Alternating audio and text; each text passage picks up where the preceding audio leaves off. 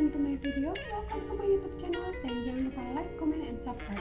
Sebelumnya perkenalkan, nama aku Uli Nikmahya sesuai di sebelah sini ya, dengan NIM-nya. Nah, sebelum kita mengawali pembelajaran kali ini, alangkah baiknya kita awali dengan bacaan basmalah bersama-sama bagi yang muslim ya. Bismillahirrahmanirrahim. Nah, langsung saja di sini aku akan bukan sedikit sih, tapi menjelaskan beberapa poin penting dalam pembiayaan murabahah di bank syariah. Nah, ketika membicarakan tentang bank syariah nih ya, tentunya kita menyadari bahwa tidak semua pembiayaan di bank syariah ini selalu diselesaikan dengan cara mudharabah ataupun musyarakah saja. Namun bisa juga melakukan dengan akad yang namanya akad jual beli yang nantinya akan bisa memperoleh pendapatan secara pasti karena kontraknya sudah di awal. Maka seringkali disebut juga natural certainty contract, yaitu kontrak yang memberikan kepastian pembayaran dari segi jumlah maupun waktunya, gitu teman-teman. Murabahah sendiri merupakan akad jual beli atas barang tertentu, di mana penjual menyebutkan dengan jelas barang yang diperjualbelikan. Kemudian ia mensyaratkan laba dalam jumlah tertentu. Jadi, penjual ini sudah menyebutkan dengan jelas barang yang diperjualbelikan, spesifikasinya seperti apa, kemudian desainnya juga bagaimana, dan lain sebagainya. Kemudian penjual juga mensyaratkan laba dalam jumlah tertentu. Nah, ini merupakan yang dinamakan dengan murabahah. Imam Syafi'i menyadarkan pendapatnya pada suatu teks syariah yang menyatakan bahwa jika seseorang menunjuk suatu barang kepada seseorang dan berkata, "Belikan barang ini untukku," lalu orang itu memberikannya, maka jual beli itu dikatakan sah. Bank-bank syariah pada umumnya mengadopsi murabahah ini untuk memberikan pembiayaan jangka pendek kepada para nasabah. Karena biasanya digunakan untuk membeli barang dan nasabah ini biasanya tidak memiliki kemampuan untuk membayar, sehingga dibantu oleh pihak perbankan syariah supaya nasabah bisa mendapatkan barang yang diinginkannya dengan akad murabahah. Sebagaimana yang digunakan dalam perbankan syariah, prinsip murabahah ini didasarkan pada dua elemen pokok. Harus ada dua elemen ini sangat penting. Yang pertama yaitu harga beli serta biaya yang terkait. Kenapa seperti itu? Harga beli serta biaya yang terkait ini akan menjadi syarat penting dalam sebuah jual beli. Jadi, bank ini menetapkan atau memberitahu kepada calon nasabah tentang harga beli produk ataupun barang yang diinginkan oleh nasabah, dan dia nanti akan mensyaratkan biaya-biaya yang terkait. Karena mungkin nanti pembiayaannya kan dengan metode pembayaran tunda, jadi bayarnya nggak langsung kontan, maka dia membutuhkan yang namanya biaya-biaya yang terkait tadi. Lalu yang kedua yaitu kesepakatan atas markup atau laba. Jadi perbankan syariah nanti akan menjelaskan tentang seberapa besar laba yang ia peroleh dari akad murabahahnya yang sudah dilaksanakan kepada nasabahnya. Ciri dasar kontrak murabahah ini adalah jual belinya dengan metode pembayaran tunda. Biasanya si pembeli harus tahu tentang biaya-biaya terkait dan tentang harga asli barang, serta batas laba atau markup tersebut harus ditetapkan dalam bentuk persentase dari total harga plus biaya-biayanya. Dan yang kedua, apa sih yang dijual? Yaitu adalah barang atau komoditas dan dibayar dengan uang. Barangnya bisa diakomodir oleh perbankan. Lalu selanjutnya, apa yang diperjualbelikan harus ada dan dimiliki oleh si penjual.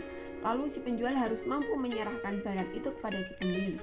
Berbeda lagi dengan seperti membeli makanan di dalam suatu box yang di dalam box itu tidak ada tulisannya sama sekali, keterangan lebih jelasnya yang seperti apa di dalam box tersebut. Jadi nasabah kan tidak tahu ya. Dan yang terakhir yaitu pembayarannya ditangguhkan. Maksud ditangguhkan di sini, pembiayaannya biasanya memakai metode pembayaran tunda dan kira-kira barangnya itu bisa dikredit ya teman-teman. Bagaimana apabila harga kredit ini lebih tinggi? Boleh enggak sih? Nah, coba kita lihat dari beberapa pendapat, ada yang memperbolehkan dan ada yang tidak memperbolehkan. Imam Malik dan Imam Syafi'i ulama berdua ini tidak menyetujui harga kredit yang lebih tinggi untuk jual beli dengan pembayaran tunda dan harga lebih rendah untuk pembayaran tunai. Mengapa seperti itu? Karena pada zamannya ini berbeda. Zaman dulu tidak seperti pada zaman sekarang, yang memang lebih banyak pada zaman sekarang ini bertransaksi ataupun membeli barang secara kredit. Sampai saat ini pun belum ada info tentang kedua imam ini menyetujui atau memperbolehkan. Namun ada beberapa pengikut atau yang menganut mazhab Syafi'i dan mazhab Maliki itu yang menyetujui. Rata-rata mereka menyetujui dengan harga kredit yang lebih tinggi daripada harga tunai. Ya, namun walaupun diperbolehkan seperti itu, perlunya bagi kita untuk berhati-hati karena jika salah dalam pemahaman, mungkin nanti akan terpeleset juga ke sesuatu yang dilarang menurut beliau-beliau itu. Contohnya, seperti pendapat dari salah satu ulama yang mengatakan bahwa mengenakan harga yang lebih tinggi pada jual beli dengan pembayaran tunai ini adalah haram. Kecuali jika si penjual ini berkata kepada si pembeli, saya akan menjual barang ini dengan harga sekian kalau pembayarannya secara tunai, dan saya akan menjual harga ini dengan harga sekian jika dengan metode kredit. Jadi si penjual ini sejak awal sudah mengatakan bahwa ia akan menjual barang ini dengan harga sekian dan sekian untuk kredit. Dan ia tidak menyebutkan harga tunainya, namun itu tidak terlalu bermasalah. Jadi langsung ke jumlahnya gitu teman-teman, biar menghindari dari keharaman tadi dengan cara seperti itu. Nah, pastinya di transaksi bank itu ada resikonya ya. Terdapat berbagai resiko. Resiko ini tidak hanya ditanggung oleh pihak nasabah saja ataupun dari pihak bank saja, tapi kedua-duanya ini adalah sama-sama menanggung resiko. Resiko apa saja? Nah, pertama, dengan adanya resiko ini muncullah ya biaya-biaya yang terjadi, yaitu resiko terkait dengan barang. Resiko terkait dengan barang ini yaitu ketika bank syariah ini membeli barang-barang yang diminta oleh nasabah dengan akad murabahah tersebut. Jadi yang menanggung resiko kehilangan ataupun kerusakan pada barang-barang yang telah dipesan itu yang akan diserahkan kepada nasabah itu siapa? Pastinya kan adalah bank syariah. Bank syariah yang nantinya akan menanggung keamanan barang, kesesuaian spesifikasinya seperti apa sebelum barang itu diserahkan kepada nasabah. Sehingga resiko ini juga perlu diantisipasi. Maka wajar dong kalau bank syariah itu menawarkan asuransi kepada nasabah. Kenapa asuransi itu sangat penting? Ya karena salah satu cara supaya pembiayaan ini menjadi aman. Di nasabah itu tidak mengikat. Jadi terkadang nasabah itu jika sudah pesan dan tiba-tiba ingin membatalkan, boleh-boleh saja, nggak masalah membatalkan, karena mungkin nggak cocok dan lain sebagainya, nggak sesuai. Tapi kalau ini terjadi di bank syariah, jika sudah terlanjur pesan ataupun kontrak dan ternyata nggak jadi, kan repot juga ya. Nah, dan yang ketiga adalah resiko terkait pembayaran. Ini sangat penting. Jadi resiko yang tidak terbayarkan penuh atau sebagian dari uang muka yang sudah diberikan, sudah dijanjikan dalam kontrak ini di bank syariah tidak terbayar dengan penuh, juga ini adalah resiko yang sangat penting. Bank syariah itu perlu menghindari ini. Caranya bagaimana? Bisa dengan perjanjian tertulis atau membuat jaminan-jaminan dari pihak ketiga gitu. Lalu boleh atau tidak ada jaminan untuk pembiayaan syariah itu? Nah, tadi telah dijelaskan ya tentang beberapa resiko.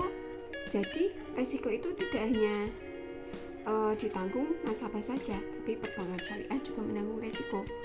Maka dari itu perbankan syariah meminta jaminan sebagai keamanan dalam memberikan pembiayaan.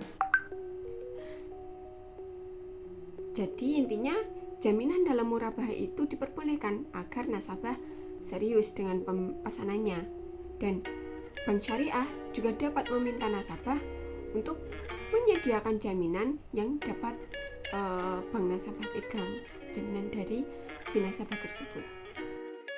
Penentuan harga jual produk pada bank syariah harus memperhatikan ketentuan-ketentuan yang telah dibenarkan menurut syariah juga. Di sini ada 4 metode penentuan profit margin yang diterapkan pada bisnis ataupun bank konvensional, yaitu yang pertama, markup pricing. Yang kedua yaitu target return pricing, yang ketiga perceived value pricing, dan yang terakhir yaitu value pricing. Nah, baik, di sini yang pertama ada markup pricing, yaitu penentuan tingkat harga dengan memarkup biaya produksi komoditas yang bersangkutan. Nah, di sini contoh dari markup pricing ya. Suatu perusahaan XYZ memproduksi barang A. Nah, dalam menentukan tingkat harga dan biaya produksi, perusahaan tersebut itu dengan mempertimbangkan biaya-biaya sebagai berikut, yaitu biaya variabel per unitnya senilai 10, sedangkan biaya tetapnya senilai 100.000. Jumlah unit yang diharapkan terjual sebanyak 10.000 unit. Dengan demikian, biaya produksi perusahaan untuk memproduksi barang A adalah sebagai berikut. Tadi kan biaya variabelnya kan RP0 ya, RP cost 10. Rumusnya, biaya variabel ditambah biaya tetap per jumlah penjualan. Tadi biaya variabelnya RP10, biaya tetapnya 100.000, jumlah penjualannya 10.000, ketika dijumlahkan semuanya sama dengan 20. Nah, diasumsikan tuh, perusahaan menetapkan keuntungannya penjualan sebesar 10% dari penjualan. Maka markup price untuk setiap unit yaitu biaya per unit per 1 min pendapatan penjualan yang diharapkan. Tadi kan biaya per unitnya sudah ketemu tuh, 20 di per 1 min 0,10 karena kan 10% ya. Jadinya setelah ditotal 22,22. Nah, harga sebesar 22,22 itu merupakan harga yang telah di markup. Nah, dan harga tersebut yang akan dijadikan sebagai harga dasar penawaran penjualan kepada calon nasabah yang akan membeli barang A tersebut. Jika calon nasabah menyepakati harga tersebut, maka akan terjadi kontrak jual beli. Yang kedua yaitu target return pricing. Penentuan harga jual produk yang bertujuan mendapatkan tingkat return atas besarnya modal yang akan diinvestasikan. Dalam bahasan keuangan dikenal dengan return on investment atau ROI. Dalam hal ini, perusahaan akan menentukan berapa return yang akan diharapkan atas modal yang telah diinvestasikan. Contohnya di sini yaitu perusahaan XYZ yang memproduksi barang A tersebut telah menginvestasikan dananya sebesar 1 juta dengan menghasilkan tingkat return sebesar 20%. Dengan demikian, target return pricing dapat dicari dengan rumus target return price sama dengan unit cost plus return yang diharapkan dikali modal investasi dibagi unit sell. Tadi kan unit costnya 20 tuh, return yang diharapkan 0,20 dikali modal investasinya 1 juta dibagi unit sellnya 10.000, hasilnya 40. Nah, harga sebesar 40 itu merupakan harga yang telah ditargetkan dari banyaknya modal yang diinvestasikan. Dan harga tersebut yang akan dijadikan sebagai harga dasar penawaran penjualan kepada calon nasabah yang akan membeli barang A nantinya. Jika calon nasabah menyepakati, ya sudah, berarti akan terjadilah kontrak jual beli itu. Nah, yang ketiga perceived value pricing merupakan penentuan harga dengan tidak menggunakan variabel ataupun harga sebagai dasar harga jual. Harga jual di sini didasarkan pada harga produk pesaing di mana perusahaan melakukan penambahan atau perbaikan unit untuk meningkatkan kepuasan pembeli. Di sini dicontohkan, seseorang lebih suka menabung di bank syariah berkah daripada pada bank syariah permai. Walaupun tingkat bagi hasil di bank syariah permai lebih tinggi dibanding bank syariah berkah. Nasabah merasa puas karena di bank syariah berkah pelayanannya lebih baik dibanding dengan pelayanan yang diberikan oleh bank syariah permai. Baik, yang terakhir yaitu value pricing. Mohon maaf, ini ketiganya salah, bukan value proofing tapi value pricing. Kebijakan harga yang kompetitif atas barang yang berkualitas tinggi. biasanya diungkapin dengan honor go honor rupo gitu loh teman-teman. Barang yang baik pasti harganya juga mahal. Namun perusahaan yang sukses adalah perusahaan yang mampu menghasilkan barang yang berkualitas dengan biaya yang efisien sehingga perusahaan tersebut dapat dengan leluasa menentukan tingkat harga di bawah harga kompetitor. Nah, yang selanjutnya yaitu penetapan harga jual yang efisien. Yang pertama yaitu murabahah merupakan suatu mekanisme investasi jangka pendek dan dibandingkan dengan sistem profit and loss sharing PLS. Lalu dilanjut yang kedua, markup dalam murabahah itu dapat ditetapkan dan ditata sedemikian rupa. Lalu yang ketiga di sini murabahah menjauhkan ketidakpastian yang ada pada pendapatan dari bisnis-bisnis dengan sistem PLS. Lalu yang terakhir, murabahah tidak memungkinkan bank-bank Islam untuk mencampur manajemen bisnis. Seperti itu teman-teman. Jadi cukup sekian materi yang dapat saya sampaikan. Thanks for watching. Baik, akan saya tutup dengan bacaan hamdalah. Alhamdulillahirabbil alamin. Bye.